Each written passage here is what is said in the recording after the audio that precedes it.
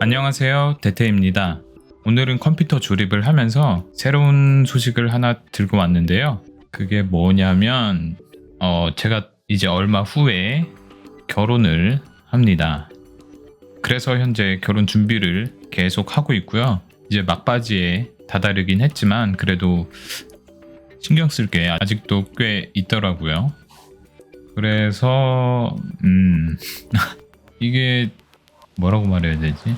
지금 대본 없이 말하다 보니까 굉장히 말이 엄청 안 나오네요. 아무래도 결혼 준비를 하다 보니까 영상의 업로드 주기가 굉장히 길었던 것도 있어요. 아무래도 처음 하는 것들이 많고 신경 써야 할 것들이 많다 보니까 유튜브에 크게 신경을 못 썼던 건 맞습니다. 그래서 지금 본가에서는 이제 더 이상 안 살고 이사를 하게 돼요. 그 이사하게 되는 집에서 아내랑 같이 살게 될 거라서 저희가 쓸 컴퓨터방 쪽에 이제 아내가 될 사람이 쓸 컴퓨터를 조립을 하려고 합니다. 대본 없이 하려니까 이렇게 어렵네요. 무슨 말을 했는지도 잘 모르겠고 무슨 말을 해야 할지도 잘 모르겠고 어차피 이따가 편집을 할 텐데 아무튼 컴퓨터의 사양은 게임은 오버워치 정도 가볍게 돌릴 만한 사양이고 가끔 가다가 영상 편집을 배운다던가 아니면 사진, 포토샵, 라이트룸 같은 것을 좀 더 많이 활용할 수 있게 엄청 고사양은 아니지만 그래도 있던 부품들을 활용해서 제가 구성을 해봤고요. 지금 보이는 것은 6G의 K2S라는 ITX 케이스입니다. 5.1L라고 표기가 되어 있고요. 화이트랑 블랙의 가격 차이가 좀 많이 나는 제품이에요. 그래도 제가 화이트 색상을 많이 좋아하다 보니까 이렇게 화이트 색상으로 골랐고요. 이 케이스는 내부 구성도 굉장히 심플합니다. 앞뒤판이 고정이 되어 있고요. 그 가운데 메인보드랑 라이저 케이블을 결착할 수 있는 프레임이 검정 프레임이 하나 있고 레이아웃은 샌드위치 레이아웃으로 케이스 전체를 반으로 갈랐을 때 메인보드가 한쪽 그 다음에 반대쪽은 그래픽카드가 들어가는 구성이에요. ITX 케이스를 결정할 때 발열에 대한 부분을 많이 신경을 쓰시는데요. 이 케이스는 상단 쪽에 92mm 펜 2개를 장착할 수가 있어서 이 케이스를 고르게 되었습니다. 왜냐하면 내부에서 발생하는 열들이 많기 때문에 그 열들을 배출시켜 줄 만한 팬이 필요하기 마련이거든요. 그래서 이 케이스를 고른 이유가 이제 상단에 92mm 그리고 두께는 15T짜리 팬 2개를 달 수 있다는 것, 그게 가장 큰 이유가 되겠고요. CPU 쿨러는 녹투아의 NH-L9 쿨러로 선택을 했고요. 전체적인 컨셉은 외부 케이스만 화이트로 정하고 내부는 완전 블랙으로 설정을 했습니다. 그래서 블랙 색상의 쿨러를 골랐고요. 인텔의 7700 CPU를 사용하고 메인보드는 B250N 제품을 사용했습니다. 전에 사용하던 구성 그대로예요. 그리고 메모리는 삼성의 8기가 메모리 2개를 듀얼 채널로 사용할 거고요. 삼성 메모리가 초록색이다 보니 블랙의 방열판을 장착해 주었습니다.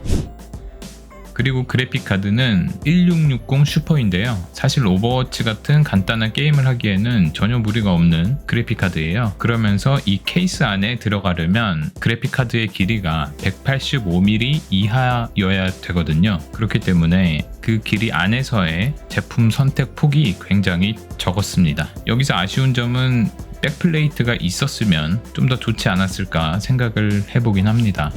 또 여기서 일반 PC의 조립과 다른 점은 파워를 볼 수 있는데요. 보통 서버를 구성할 때 사용하는 파워입니다.